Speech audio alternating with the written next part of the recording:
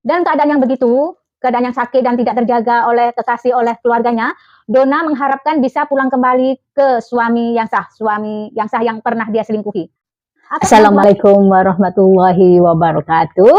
Bertemu dengan saya lagi Eva. Untuk video kali ini saya akan menceritakan tentang kisah seorang TKW ex Taiwan yang sangat viral, yaitu Donna. Jadi Donna ini adalah seorang wanita yang berasal dari Bogor. Dia merantau ke Taiwan. Dia tinggalkan 3 orang anak. Yang seorang ini, yang sulung ini sudah menikah dan 2 orangnya lagi ikut dengan suaminya. Selama bekerja di Taiwan, Donna mengirimkan uangnya ke suami. Seperti perempuan-perempuan Indonesia lain yang kalau merantau, uangnya dikirimkan ke suaminya untuk membantu memperbaiki ekonomi. Bulan demi bulan, tahun demi tahun. Tetapi suaminya ini, menurut Donna keterlaluan karena telah meminjam uang sebanyak 15 juta dan menyuruh Donna untuk melunasinya. Tentu saja Donna berang. Tidak setuju. Karena dia capek-capek kerja, suaminya tidak tahu kerjanya susah gimana. Enak-enak saja suaminya meminjam uang dan menyuruh Donna untuk membayarnya. Dalam keadaan yang begitu, Donna kemudian kenal dengan seorang lelaki bernama Heru melalui Facebook. Setelah bertemu Heru, Donna lebih percaya Heru. Uangnya yang untuk anaknya ini kemudian dikirimkan ke Heru. Dan Herunya ini katanya akan menyampaikan uang ini ke keluarganya.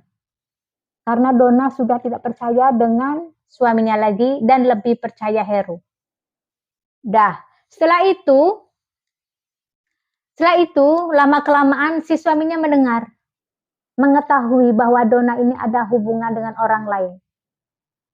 Kemudian suaminya mengancam akan menjual anaknya. Anaknya akan dijual kalau Donna tidak mengirimkan uang sebanyak 50 juta. 50 juta. 50 juta. Suaminya mau 50 juta, kalau tidak anaknya akan dijual. Donna tidak menggubris. Bahkan keluarga Donna pun mengingatkan Donna, pulang Mbak karena anaknya mau dijual sama suami Mbak. Tetapi sekali lagi Donna tidak menggubris. Setelah perselisihan dengan suaminya, Donna tidak mendengar kabar suaminya lagi. Setahun kemudian, Donna jatuh sakit dan akhirnya Donna pulang ke Indonesia. Tetapi Donna pulang ke Indonesia bukan ke rumah suami ataupun ke rumah keluarganya. Donna pulang ke Indonesia ke rumah selingkuhannya, ke rumahnya Heru. Nah, sakit, tidak ada uang, pulangnya ke rumah selingkuhan. Di rumahnya Heru ini, kemudian Donna curhat-curhat dengan teman-temannya, dan temannya menyarankan Donna untuk meminta pertolongan dengan seorang YouTuber, Faisal Soh, yang Faisal Soh ini sudah diketahui banyak orang karena dia ini selalu membantu orang-orang yang dalam kesusahan. Kemudian Faisal Soh berhasil membawa Donna ke rumah sakit. Setelah dirawat di rumah sakit, Donna pulang ke rumah Heru lagi. Setelah 2 minggu, pulang ke rumah Heru dari rumah sakit, Heru mengantar Donna ke rumah emaknya, ke rumah ibunya. Dengan alasan dia tidak bisa lagi untuk merawat Donna karena dia ini harus bekerja dan harus menanggung ibunya yang sedang sakit juga. Dia tidak sanggup untuk merawat Donna. Donna pun diantar ke rumah emaknya, ke rumah ibunya. Baru seminggu ibunya bilang, kapan Heru akan mengambil kamu? Ibu sudah tidak sanggup lagi untuk merawat karena ibu sudah tua. Itu alasan ibunya sudah tua dan tidak sanggup lagi untuk merawat Donna. Kemudian Donna menghubungi Faisal Soh lagi, minta tolong untuk dicarikan suaminya, suami sahnya. Menurut Donna, perlakuannya selama tinggal di rumah ibunya itu sangat menyakitkan. Dia selalu dibeda-bedakan dalam hal makan, misalnya dibeda-bedakan. Jadi merasa tersisih.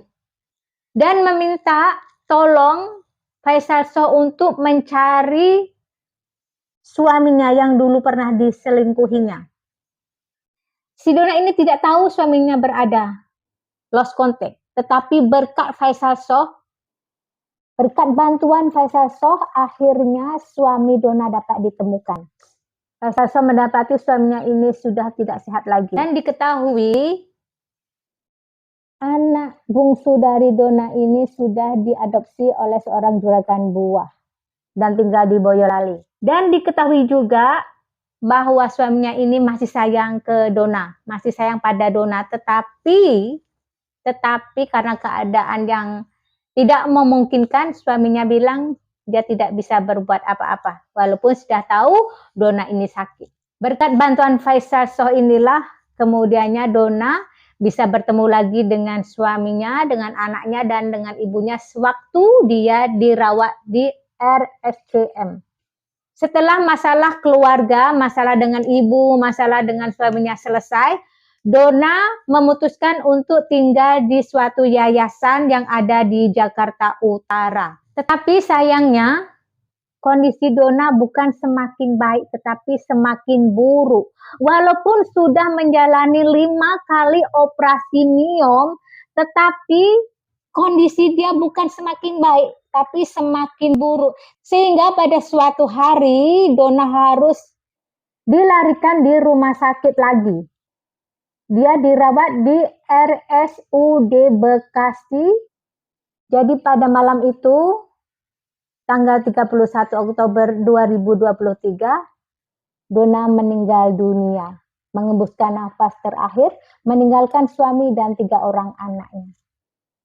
Itulah kisah Dona ex TKW Taiwan. Dari kisah ini kita ambil yang baik, kita buang yang buruk. Semoga Dona diampuni segala dosanya, diterima amalannya, dan ditempatkan bersama orang-orang yang beriman. Itu saja untuk video malam ini. Semoga video ini bermanfaat untuk semuanya. Sampai jumpa lagi di lain cerita. Wassalamualaikum warahmatullahi wabarakatuh. Dadah.